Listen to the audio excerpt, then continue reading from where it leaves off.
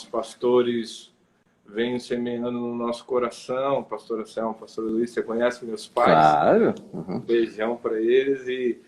E assim, nós estamos deixando bem aberto, assim, sem nenhum tema específico bíblico, mas sim falando para os amigos repartir o coração da sua vida como adorador, né? E hoje, nessa noite, estamos tendo presente de Deus e ter o Senhor aqui. Então, o senhor fica à vontade, pode falar do ABCAR, pode falar da faculdade teológica, sim, pode sim. se apresentar. E todos os meus amigos que estão aqui nessa live, por favor, sigam o pastor Leandro Tarrataca, um servo de Deus, obrigado. Um homem de excelência, um homem extremamente de uma família linda, né? Um servo de Deus que nós estamos tendo presente de ter ele aqui conosco, repartindo o seu coração. Então, fica à vontade, meu pastor. Você é muito generoso. Obrigado, viu? Mas vamos começar a nossa prosa falando um pouco de louvor e adoração, e depois, no final, eu deixo algum recadinho dos ministérios, se alguém desejar depois conhecer, tá bom? Então, uma das coisas que eu fiz, e isso faz muitos anos, eu comecei a perceber que no nosso ambiente eclesiástico, de igreja, as pessoas repetiam vocábulos e palavras e cantavam essas palavras, mas não entendiam o sentido do que estavam cantando. Elas cantavam, mas sem o significado devido. Sim. E isso, na época, me levou a escrever meu primeiro livro, né? E o meu primeiro livro, o título era exatamente o que você falou, Louvor e Adoração. Aliás, era Redescobrindo o Louvor e Adoração. Então, quando na época eu me debrucei fazendo uma pesquisa bibliográfica do que na época era amplo, né, de muita literatura que existia, Sim. eu comecei a me interessar principalmente por essa questão específica que era qual é o significado daquilo que dizemos e cantamos. E algumas coisas surgiram. Uma dessas coisas foi, por exemplo, a palavra aleluia. Eu uso isso muito quando eu dou alguns cursos na área de interpretação bíblica. Nós começamos a dar um sentido à palavra aleluia, que a gente sabe que é uma transliteração do hebraico, Hallel-Yah, né? Mas só que esse Hallel-Yah é uma conclamação. É assim, louve a Yahvé. Diga algo bom sobre Yahvé. Mas nós transformamos essa palavra num louvor em si mesmo. Então veja só, se eu estou falando lá na frente, eu estou cantando, eu digo assim, aleluia. O que a congregação, os irmãos que estão lá respondem quando eu digo aleluia? Sim. Eles respondem aleluia. Então veja, eu conclamo, eu falo aleluia, diga algo bom de Yahvé, diga algo bom a respeito de Deus. E aí ele me responde, aleluia, diga algo bom a respeito de Deus. No final das contas, ninguém disse. Porque todos estão repetindo palavras que não conseguiram entender a profundidade do seu significado. E eu acredito, e me desculpe o atrevimento, porque eu sou um arranhador de violão, né? Eu digo que eu não faço composições, eu faço jingles. Você é um músico, né? E eu sei que você é um pastor, tudo, mas eu te chamo de André pelo carinho que tenho e a proximidade que nós temos, né? Por exemplo, o meu irmão Júnior, ele não me chama de pastor, ele me chama de Leandro. É por causa do carinho que a gente tem, mas respeito profundamente o seu ministério e fico muito feliz de ver você engajado no ministério. Mas enfim, você é um músico e é uma pessoa que instrui. O Novo Testamento, o contexto de música, quando nós procuramos no Novo Testamento, que é a economia sob a qual a igreja funciona e existe, são poucas as referências de música. Você já deve ter notado isso. Nas epístolas paulinas nós temos duas referências objetivas. Carta aos Colossenses e na carta aos Efésios. Na carta aos Colossenses está no contexto de ensino. Logo, quem ministra louvor, para usar um jargão bem da nossa, de igreja, ele está ensinando algo. E a atribuição, então, seria, muito bem, olha, aleluia. Pessoal, aleluia e dar o sentido. Quando eu entrei, você sabe, eu não venho de família evangélica, não me converti na minha adolescência.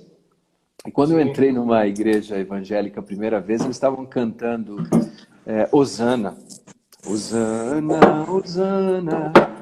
E eu fiquei pensando, quem que é essa mulher? O que essa mulher fez, Hosana? Eu não entendia. Então, que Ó, nossa pastora Selma tá aí, ó. me chamaram a atenção na época, sim. Então esses elementos, o sentido das palavras, o seu significado e como elas impactam a nossa vida, foi meu primeiro objeto de investigação bíblico para minha própria edificação e para encorajar os meus irmãos na fé, né? Foi aí que começou a minha jornada de estudo a respeito do assunto. Eu tenho um livro do senhor. Um beijão para nossa amada pastora Selma, que entrou aí na nossa live. Ah, que beleza. Olha, saudade. Um forte abraço digital. Agora só abraço virtual, né, pastor? Eu tenho um livro do senhor, um livro azulzinho. Eu esqueci, que agora eu estou na igreja. Eu ia trazer, eu acabei esquecendo em casa. É um bookletzinho. Isso. Esse aí, é o primeiro. É o Redescobrindo primeiro Louvor e Adoração. Foi o primeiro livro que eu escrevi e é exatamente sobre esse assunto, né? Sim, sim. Pastor Ronaldo, beijão, viu, pastor? Pastor Ronaldo da Viver em Cristo. Também tem seguido o senhor é referência para nós. Pastor Leandro, sim. Uma perguntinha que eu tenho para o senhor falando sobre a adoração. Hoje nós vemos toda essa era que nós passamos, falando sobre a adoração. Em João 4 nós temos a referência que o Pai procura o adorador, né? Então, a palavra interpretada em Atos 2, que nós temos falado aqui muito nas nossas lives, sobre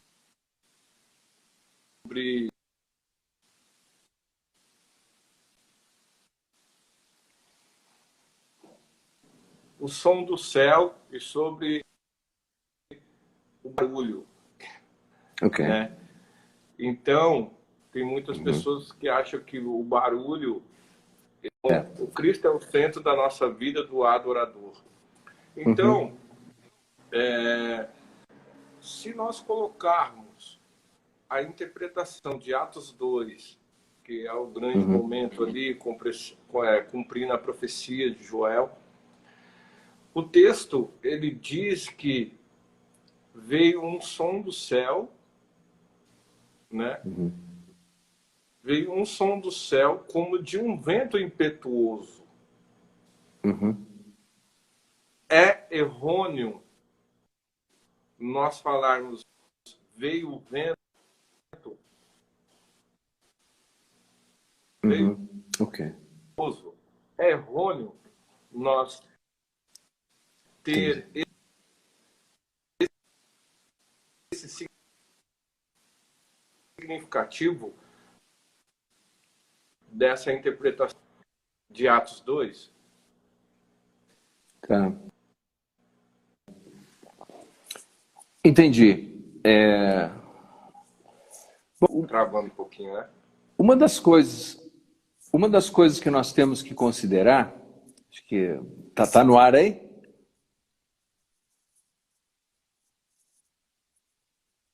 Tá firme aí? Muito bem. Acho que nós tivemos uma oscilaçãozinha da internet. Ô, meu pastor. Agora sim. Tá me ouvindo? Sim. Agora eu tô.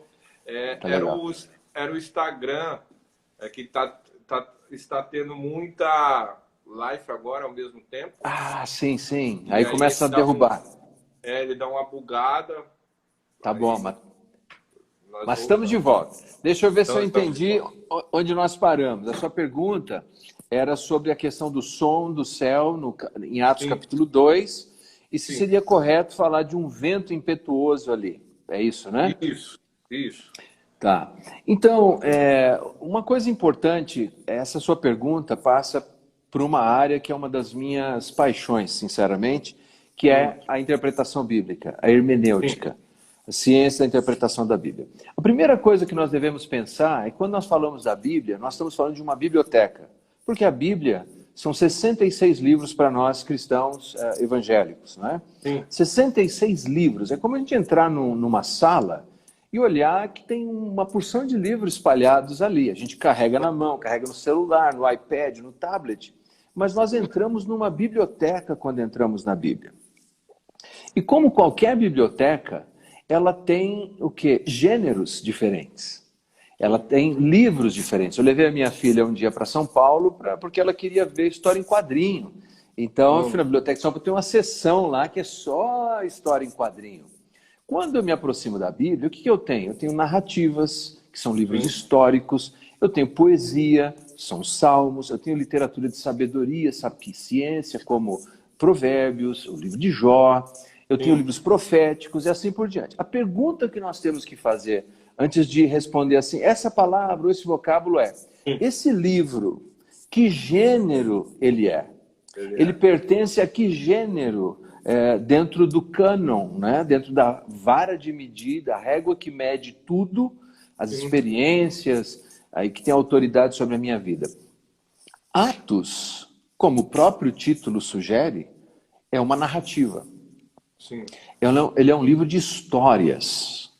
E, portanto, o autor Lucas, que é grego, doutor Lucas, registrando ali, inspirado por Deus, companheiro de Paulo, um historiador incomparável, porque ele é um homem que fala, eu investiguei, eu verifiquei.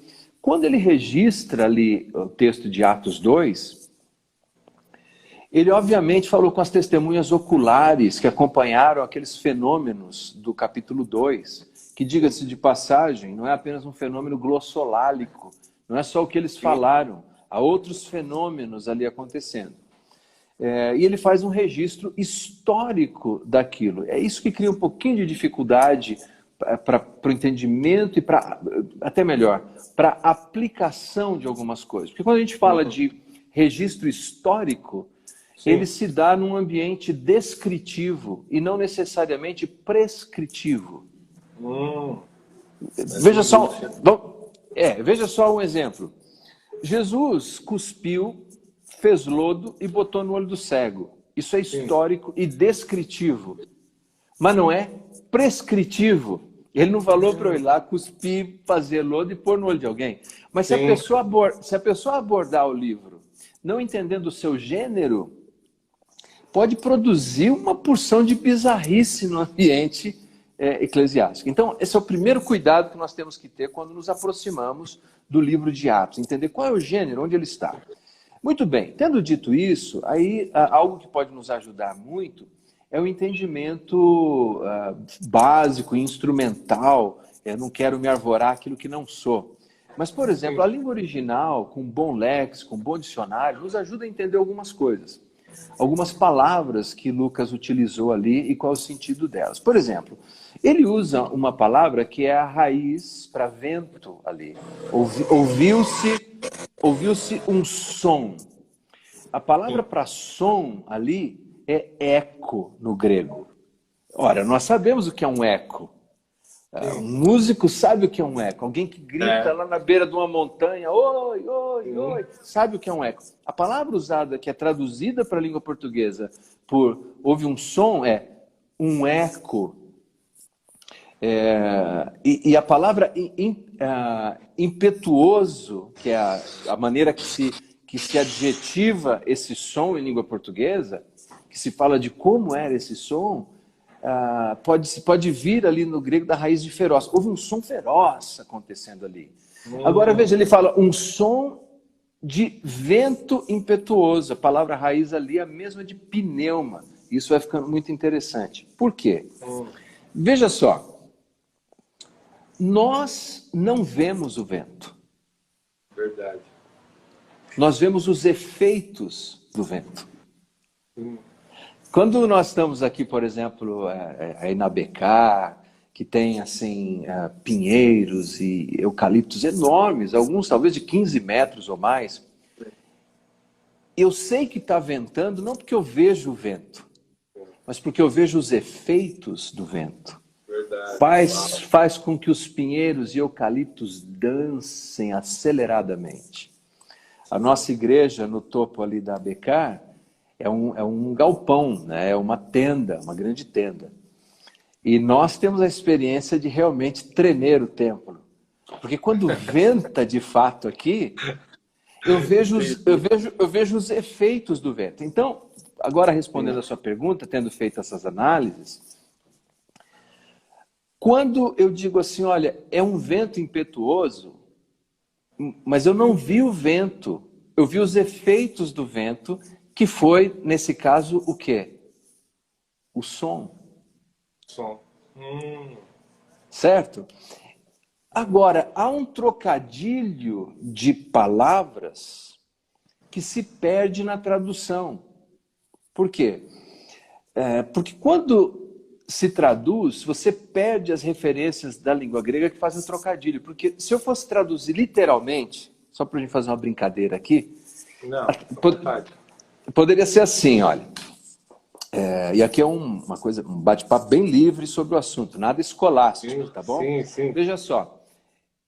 Ouviu-se o som de um vento feroz e o vento distribuiu línguas de fogo sobre cada um e o vento veja só, e o vento lhes concedia que falasse e todos ficaram cheios do vento. Por quê? Porque a palavra grega para vento e para espírito é pneuma. E o mesmo vocábulo é usado ali, embora a declinação, que a gente chama, é diferente, mas a mesma palavra é utilizada. Então o autor Lucas, ele está fazendo um trocadilho. A diferença é que quando ele falou, ouviu-se um som de um vento impetuoso, né? Ele não adjetiva o vento, ouviu-se um pneuma, um vento. A segunda vez que ele vai fazer referência, ele diz, ouviu-se um vento santo, que é o pneuma agios, que é o Espírito Santo. E todos ficaram cheios desse Espírito. Então, na verdade, embora Atos 2 fale de que se ouviu um vento, não resta a menor dúvida na sua sintaxe, no seu contexto, que o vento de que se fala ali não é um vento impessoal, mas é o Espírito Santo de Deus vindo para habitar e inaugurar a igreja de Cristo, aquela que Jesus tinha prometido. Eu edificarei a minha igreja, as portas do inferno não prevalecerão contra ela. Quando é que começa isso? Em Atos, capítulo 2, né? Enfim, uma longa resposta para a sua pergunta, mas aí está.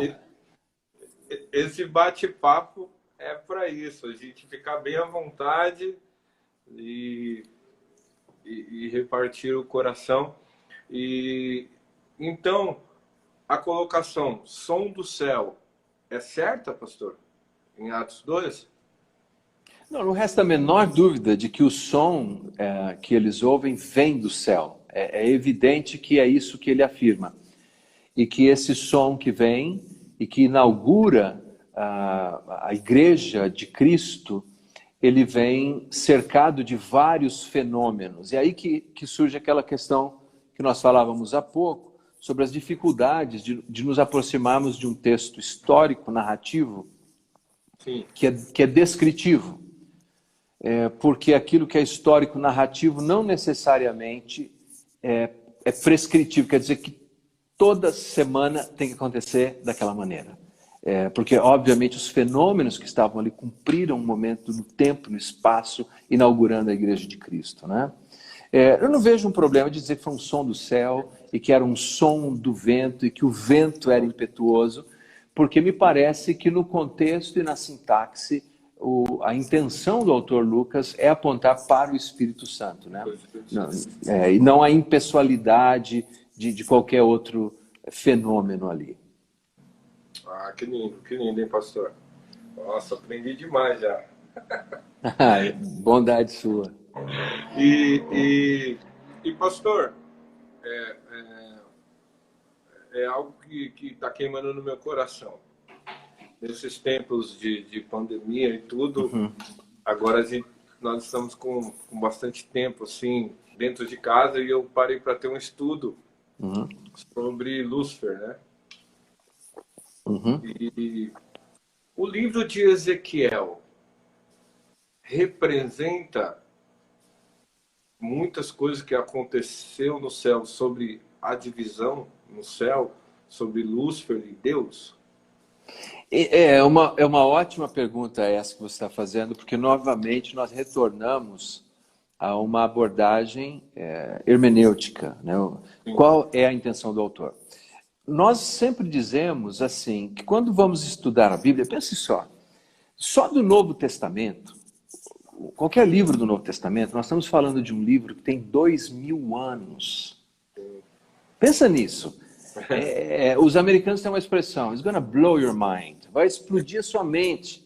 Verdade. Eu apanho aqui, eu estou com a minha Bíblia aqui, está aqui na minha mão. Esse texto tem 2000 anos, né? Falando em números redondos. E o texto foi escrito, então, para uma cultura específica, numa outra língua, que no Novo Testamento, como você sabe, a língua grega, comum, koiné. Bom, quando nós vamos para o Antigo Testamento, nós vamos jogando mais 400 anos, 500 anos, 1000 anos, né? Então, o distanciamento é ainda maior. A regra básica dos processos de interpretação da palavra de Deus, a Bíblia, e aliás de qualquer documento antigo, a parte da iluminação do Espírito Santo, é claro, mas é o quê? É a interpretação histórico-gramatical. O que é a interpretação histórico-gramatical? É como se eu tivesse que afivelar um cinto, entrar na máquina do tempo, viajar no tempo e no espaço, ir lá para ouvir o que eles estão dizendo e tentar compreender o sentido, não hoje, mas qual era o sentido naqueles dias, né? Por exemplo, você deve ter ouvido a expressão, isso é fio de bigode. Já ouviu essa expressão? É fio de bigode? Pô, mas quase não se usa mais. Sim. Fio de bigode, os antigos usavam para dizer, ó, é um acordo, é um contrato, é palavra de homem, não vamos voltar atrás.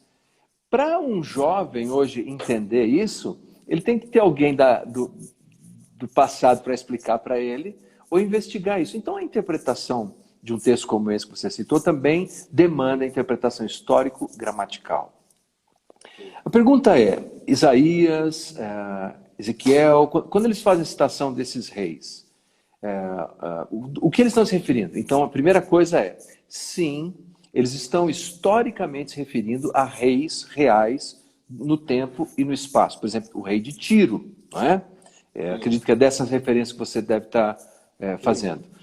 Muito bem. No entanto, e aí é que vem o outro lado da questão, a maneira como ele descreve esse rei de Tiro extrapola o rei de Tiro. O que eu quero dizer, há mais atribuições ali do que aquela figura humana carregava em si. E é por essa razão, então, histórico-gramaticalmente, sim, era um rei local, real, verdadeiro, objetivo e factual ali no tempo e no espaço.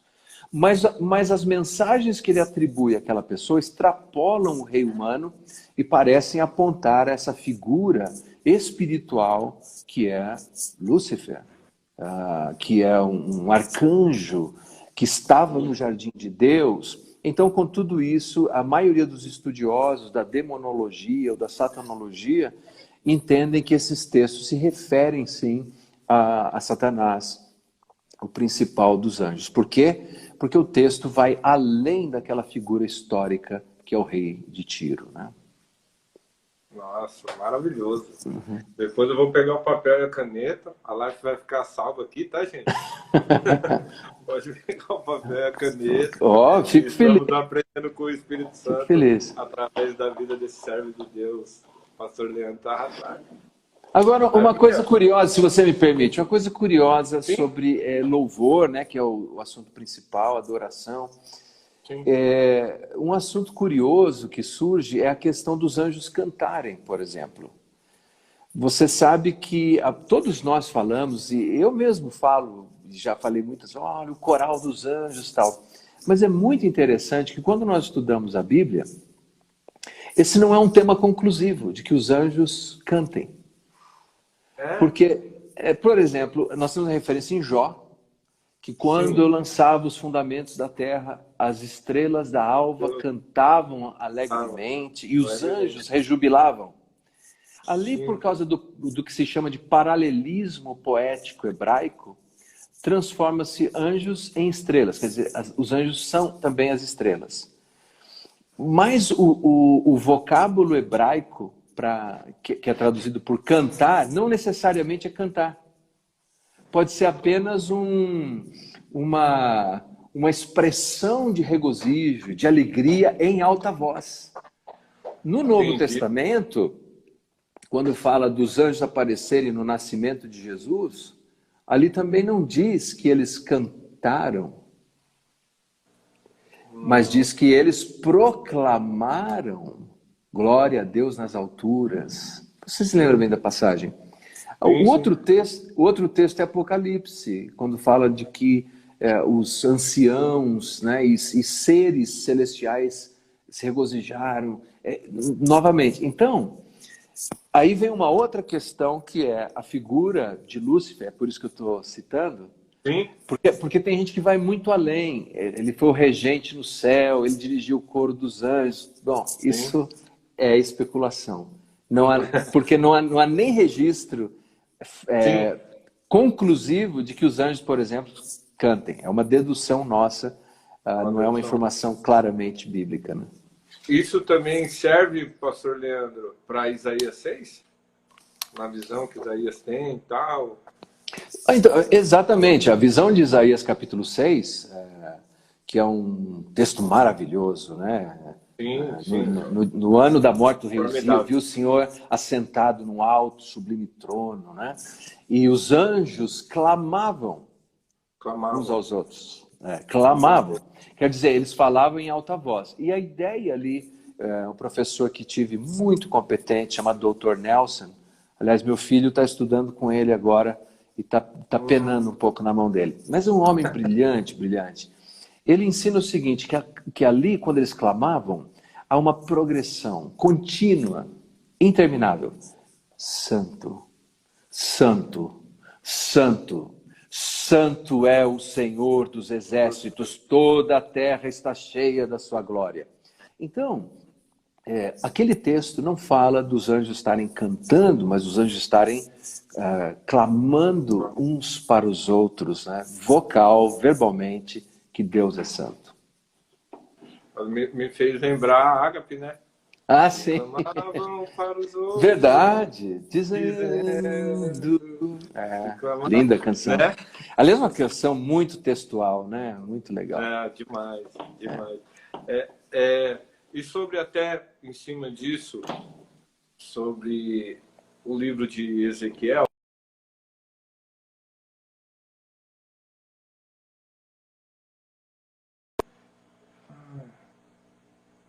voltou, né? Voltou. Ezequiel, no capítulo 22, quando ele está relatando, está acontecendo muitas coisas, a terra está em caos, as pessoas não estão, as pessoas estão degredindo a viúva, o órfão, e ali, enfim. Ali é um contexto como que fala que Deus vai entrar com a sua justiça na terra, no versículo 30, até vou ler aqui. Vamos lá. Ó, Qual que é? Ezequiel 22? Ezequiel 22, vai falar, tá falando sobre Jerusalém ali, tudo tal, aquelas coisas, né? Eu vou ler só para não tomar tempo, 22, versículo 30. Ok. A minha tradução diz: E busquei dentre eles um homem que estivesse tapando o muro, e estivesse na brecha perante mim por estar na terra, para que para que eu não a destruísse, mas a ninguém achei. Por isso eu derramarei sobre eles a minha indignação, com o fogo do meu furor os consumi. Fiz que o seu caminho recaísse sobre as suas cabeças, diz o Senhor Jeová. A minha pergunta aqui, estudando sobre Ezequiel, estudando sobre Lúcifer, pastor Leandro, Aham. sobre o caminho do adorador, que no meu coração o caminho do adorador é um caminho de transformação, até mesmo como Paulo relata em Coríntios, né? A, a nós voltar o pacto com a glória para nós nos tornarmos imagem e semelhança. A minha pergunta é: o pai, nós vemos muito essa colocação, o pai só procura adoradores. Agora a minha pergunta é: Ezequiel, que o Senhor fala que está procurando ali um homem. Sim, No sim, meu sim, sim. coração, por entender um pouco o contexto que está vindo sobre Jerusalém, no meu coração veio: Deus está procurando um intercessor que entrasse na brecha. Tá, entendi. Então, eu posso, na minha interpretação sobre esse estudo maravilhoso que o Senhor está dando, eu posso usar aqui que o Pai também procura intercessores? Ok, então, eu quando ensino, tem um método de estudo que nós chamamos de método indutivo de estudo da Palavra de Deus. E Sim. para os meus alunos memorizarem, eu digo que eles têm que aprender a falar igual o caipira. Eu posso dizer isso porque eu sou um caipira, eu cresci na roça, então eu posso falar com autoridade sobre isso. O caipira, quando vê alguém de longe, ou alguma coisa interessante, ele fala: olha, olha.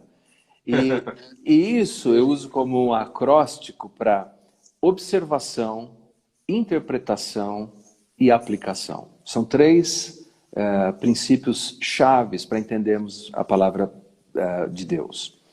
Então, quando nós fazemos uma leitura ampla, apenas para nos familiarizarmos com o texto, é uma observação. Depois que eu estou familiarizado com o texto, e eu, por exemplo, agora olho qual é a data que isso foi produzido, quem era o autor, para quem ele estava escrevendo, quais eram as condições históricas, por que ele disse isso, eu entrei num processo de interpretação. No caso de Ezequiel, me parece que a interpretação era a seguinte: o povo seria levado no cativeiro babilônico no ano 586. Porque eles não ouviram as exortações que Deus fez por meio dos seus profetas. Então ele falou: agora não tem jeito. E Deus procurou um homem que pudesse evitar que eles fossem levados para o cativeiro babilônico. Agora, essa figura que cumpre isso, que evita o cativeiro, que dá liberdade aos homens, essa figura é o Messias, é Jesus, o Salvador. Ele é o homem que Deus fala assim: ó, não tem nenhum aí que possa evitar isso. Essa é a interpretação. Muito bem. Agora, a sua pergunta: mas eu posso afirmar que Deus procura intercessores, pessoas que se colocam na brecha? Bom, isso é uma aplicação, não é uma interpretação. Então, as aplicações são múltiplas. A interpretação tem uma, é histórico-gramatical. As aplicações são variadas. Então, certamente Deus procura, por assim dizer, pessoas que sejam intercessoras, pessoas que se coloquem na brecha, que clamem pelos homens, que peçam a graça de Deus sobre as pessoas, que anunciam o Evangelho. Né? Lindo demais, lindo demais. Lindo demais mesmo. Meu pastor, que estudo rico, né? Ah, Rico, obrigado, querido. Obrigado, rico obrigado pela mesmo. oportunidade. Os detalhes, os pontos, as vírgulas. Muito, Algumas, né? muito, muito lindo. Porque fica essas questões no coração. Por exemplo, teve muitas pessoas.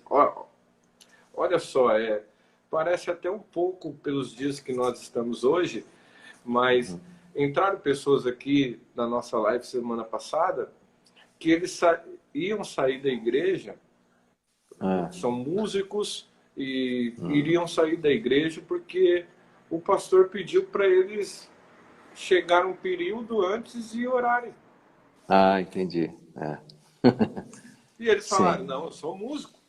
tá. É. o meu negócio é tocar, meu negócio é Tá. louvar. Então, esses estudos, né, nós falamos, não, oração, Sim. oração e adoração andam de mãos dadas, né? Quem ora adora e quem adora a ora, né? É.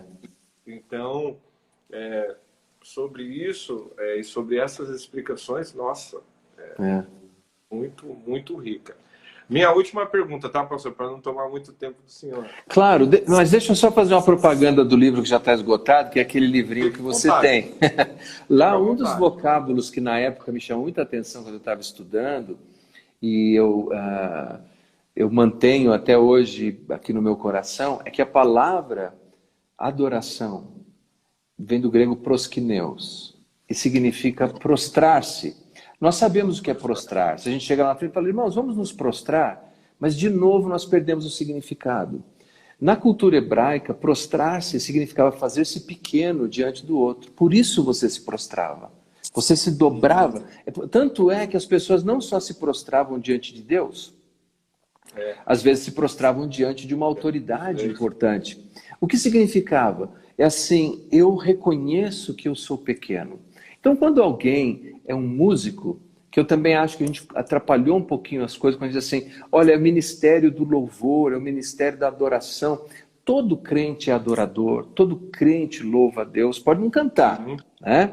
Eu tive na Costa Rica e lá me ensinaram um negócio super legal. Os pássaros mais belos não cantam. Então, se tem alguém que não canta, se sente mal, não tem problema. Talvez seja muito bonito, não precisa cantar. Mas uma coisa é certa, ele é um adorador. E a essência é fazer-se pequeno e reconhecer a grandeza de Deus. Essa ideia e essa atitude, eu penso que deveria permear o músico cristão, porque aí o que nós temos na igreja é o ministério de música, não é o ministério de louvor ou o ministério de adoração. A gente confundiu, é o ministério de música, adorador e louvar, todo mundo faz. Agora, se ele vai adorar, prosquineus, fazer-se pequeno, e há um pedido, seja para orar, seja para chegar mais cedo, seja para limpar um banheiro, seja para arrumar a cadeira, se ele está ali para se fazer pequeno, ele deveria prontamente atender, né? Nossa, lindo. Lindo, lindo. Nossa, meu Deus. Ah, sim, a pergunta. Você disse que tinha uma última pergunta que eu já te disse. Eles não sabem, né, os nossos amigos aqui, gente boa que está acompanhando, que você queria fazer a live às 10, mas eu te disse que às 10 eu estou no terceiro sono, né? Então está quase na hora. Mas qual que é a sua última pergunta? Vamos ver se... Por que eu faço às 22h30? Eu faço às 22h30 porque, assim, algo do meu coração e ético, porque tem muitas pessoas fazendo culto na sua live. É verdade. Uhum. Então, fica até um pouco sem ética, e nós já sabemos como que é o povo, sair da live do culto da igreja deles e vir para Sim, nós. sim, entendi. Então, bem pensado. Então, como eu saio bastante tocando e tudo, e nas igrejas, então, tipo, quando eu faço uma live, a galera, pô, pastor, vem aqui, toca ela, toca aquela. Aí, pô, e a live da sua igreja? Poxa, pastor. Entendi. Então, pode pôr a culpa em mim. Pode pôr a culpa em mim. Mas, hoje foi tão assim, tão governado pelo Espírito Santo, que hoje nem tem culto na minha igreja. Então tá tudo certo. A última pergunta, pastor, seria, se eu não estiver enganado, desculpa, se eu não estiver enganado, Salmo 150, né? Uhum. Tudo que tem fôlego, louve o Senhor. Uhum. E se tudo que tem fôlego, louve o Senhor, sobre o salmista e tudo que o senhor está falando, pelo o gramatical, todas as coisas, eu posso falar que a natureza, que os animais adoram ao Senhor, ou eles só louvam ao Senhor? Uhum. É claro que é uma questão semântica, né? Eu creio que ali no texto, pelo menos, o que nós temos claramente é que todo ser que respira louve ao Senhor. Nós sabemos que a natureza Quando nós falamos de natureza, nós estamos falando de revelação. Há alguns tipos de revelação. Por exemplo, a revelação natural, que é a criação de Deus, onde a impressão digital de Deus está presente, né? Um céu estrelado. Esses dias o Instagram ficou coalhado de fotos do pôr do sol. Você deve ter visto aquela cor alaranjada. Aquilo é uma revelação de Deus. Tem um neo-ateu muito militante, que é Richard Dawkins. Ele diz que quando ele olha para a natureza, ele sente vontade de adorar a Deus. Mas claro, Deus não existe. Ele falou, mas Deus não existe, então é uma bobagem.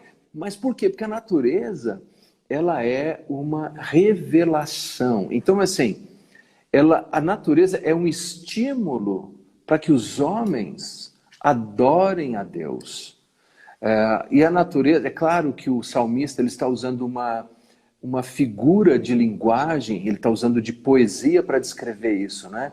Que ele está tão desejoso de bem dizer a Deus. Esses dias eu estava batendo um papo com alguns amigos na rede do Facebook e falando sobre isso. Quando na carta aos Efésios, Paulo diz assim: bendito seja o Deus e Pai de nosso Senhor Jesus Cristo. Pessoal, bendito. Paulo, ele está tão desejoso de bem dizer a Deus, ou seja, de falar coisas boas a respeito de Deus, que ele começa já dizendo: minha gente, bendito, que Deus seja bendito. Então a natureza é uma revelação natural, como o próprio nome sugere, que nos estimula a adoração a Deus. A Bíblia é uma revelação especial, que também nos estimula a adoração a Deus. Porque veja só, pela natureza, eu sei algumas coisas. Eu sei que existe um ser supremo, poderoso, inteligente, não é? E que tem bom gosto. A beleza dos pássaros e tal. O que eu não sei olhando a natureza, se ele é bom, se ele ama, se ele se importa. Mas quando eu vou para a Bíblia, eu tenho a revelação especial. Eu sei que esse Deus que é o Criador, ele ama, ele se importa, ele se interessa, ele deu seu único filho para morrer por mim na cruz e me salvar dos meus pecados. Então, a natureza me estimula a louvar a Deus, assim como a Escritura me ajuda a entender como eu posso louvar a esse Deus que é pessoal e que se revela. Nossa, pastor. Essa live vai ficar aqui gravada, tá, gente? Amém, amém. Vai ficar gravada, papel e caneta na mão e as anotações. Pastor, que tempo riquíssimo em Deus estar contigo. Obrigado por aceitar o convite, tá? Foi uma alegria. Nossa pastora Selma está falando aqui, 1996, pastor Leandro foi o meu primeiro pastor, né? Olha aí. A discipular. Faz pouco tempo, hein? Olha aí. Um forte abraço, viu? Forte abraço. Eu lembro dos cultos na nossa casa, né? Na casa da minha mãe, pastora Selma, pastor Leandro ia lá com o violãozinho. Estava arranhando desde aquela época. Quando não ia o senhor, ia o Clevinho, que era baixista. Aliás, toca muito bem. Toca muito. Tempo precioso em Deus. Pastor, muito obrigado por aceitar o convite. O senhor não sabe como que eu estou alegre. Meu coração está regozijando em Deus. E muito honrado mesmo. E quero falar da nossa live que está encerrando. Fique à vontade para falar do ABK, falar dos seus livros, falar dos projetos. Fique à vontade. Tá bom, muito obrigado. Olha, fiquei muito honrado e uma alegria imensa te rever depois de tanto tempo, ainda que digitalmente. O senhor vai nos dar a oportunidade de uma hora estarmos juntos, tomarmos um suco, um café juntos. Bom, eu dirijo já a Faculdade Teológica ABK há alguns anos, né? Assumi a presidência no ano de 2013 e de lá para cá nós temos implementado vários cursos, desde o treinamento de liderança, licenciatura em teologia, bacharel em teologia, mestrado e doutorado em teologia. Nós temos um convênio internacional com instituições nos Estados Unidos, Calvary Theological Seminary, e através desses convênios, alguns alunos que desejam continuar os seus estudos se formam conosco, eles aceitam integralmente os nossos créditos lá, tamanha a reputação do trabalho da Faculdade Teológica ABECAR. E nós procuramos fazer tudo isso com custos que sejam bem acessíveis para os nossos irmãos, porque o nosso desejo é treinar homens e mulheres para que melhor possam servir na obra de Cristo, né? Se alguém tiver interesse em conhecer mais, pode entrar em contato comigo pelo meu site, www.leandrotarrataca.com, ou pelo site da ABECAR, www.abecarteologia.com. Ah, pastor, obrigado. Eu estou namorando, hein? Eu estou namorando estudar no ABECAR. Mas vamos formalizar essa relação. Eu comecei a iniciar o curso no JV. Sim, No JV, só que pela distância ficou muito difícil. E às vezes nas agendas eu viajo, né? Entendi. Eu viajo bastante, então ficou difícil a relação. Então até falei para a dona Marilena e o nosso amado pastor Wagner. Sim. Eles deram o curso aqui. Eu me lembro, nós emitimos os certificados, inclusive, foi legal. Isso, tudo pelo ABECAR, né? Assim se fala, assim se escreve, né? E eles são ótimos, não? Eles são excelentes. Fantástico. O curso, nossa, a pastora Selma é muito amiga, né? Sim. Da Marilene e seu Wagner e trouxe esse curso para nós, foi também um tempo muito precioso em Deus. Eu falei até para a pastora Selma, falei, estou namorando uma ABECAR, vou estudar lá. Venha ser um abecarense. Mas, meu pastor, quero deixar aqui para o pessoal, tem mais perguntas aqui que mandaram, pastor, tem mais 12 perguntas aqui, mas... Agora é a hora, veja, eu acordo o galo de manhã. E à noite eu ponho as galinhas para dormir. Já passou. A gente faz um outro dia. Nós não fazemos outro dia. Eu vou mandar um convite para o pastor Leandro, que foi um tempo muito precioso em Obrigado. Deus. Então, eu quero deixar aqui, gente, se você quer cursar, a faculdade teológica está aí. Por favor, tira um print aqui da tela, escreve lá no seu store, Tarrataca, pastor Leandro Tarrataca, e pastor André Seac. Meus seguidores, quero fazer um pedido do coração. Por favor, segue o pastor Leandro. Ele está fazendo também as suas lives. Ele sempre está escrevendo um conteúdo muito importante, recitando a palavra de Deus. Um servo de Deus, um homem de família, uma referência para nós como servo, como cristão. Então, eu peço de coração, o povo que me segue aí, pode entrar lá, segue ele, que vai ter algo assim, presentes do céu para nós. Pastor, muito obrigado, viu? Muito obrigado. De coração. Um forte abraço digital. Deus abençoe você, toda a sua família. Não esqueça de mandar meu forte abraço a todos eles, tá bom? Tá bom, eu mando sim, pastor. Até mais, viu? Amém. Até, paz.